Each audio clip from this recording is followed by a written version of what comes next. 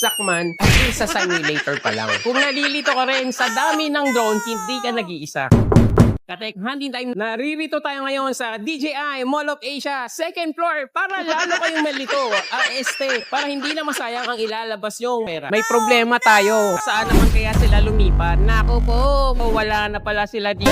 Mabuti na lang, lumipat sila sa may cyber zone. At igagay ko kayo paano makapunta doon. Kapag galing ka sa mall, dito sa Yabu, lalabas ka lang dito. Exit lang sa mall.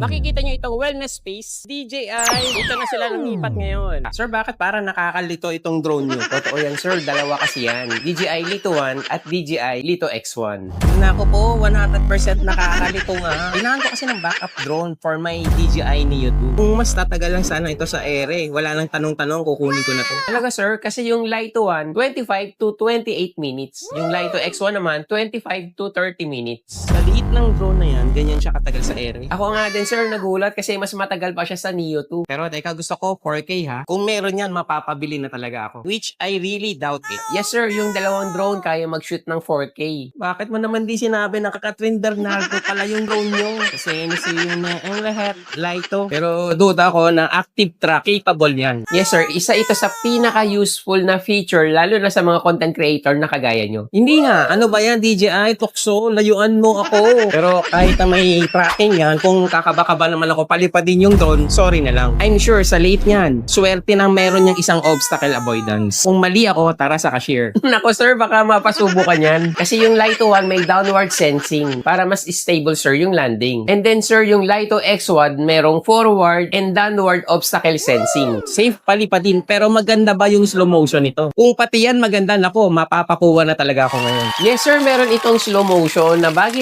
sa mga cinematic videos na gagawin mo. Saan ba yung cashier nyo? Pero, teka, pwede ba maghugas na lang ako ng plato dito? Seriously, bibili na ako. Pero kahit gaano pala kaganda ang DJI Lito 1 at X1, dahil sa sobrang baguhan akong pilot, naku po, aray ko po, mababaksak ko lang yan. Sorry talaga ha. Naku sir, baka cashier na talaga ang punta natin. Bagay na bagay ang DJI Lito series, kahit sa mga baguhan. Kasi sir, mapapractice mo magpalipad ng drone kahit hindi mo siya palipadin. Magagamit mo na yung DJI Fly Up Simulator. Bumaksak man, at least sa simulator pa lang. Hindi nga, di ba sa mga high-end drone lang yung ganyan? Grabe, wala na akong lusot dito. Hindi na pala nakakakababali pa din yan. Pero perfect na sana yan kung meron lang yan internal storage. Sir, mukhang mapapasubo ka dito. Meron na kasi sir, internal storage ang Lito X1. Baka naman 2GB lang. Up to 42GB. Nako po, kukupkupin mo ba ako kapag binili ko ito? Sige, saan ba yung cashier? Sige sir, tara. Pero teka, wala pala akong cash. Okay lang yan sir, pwede mo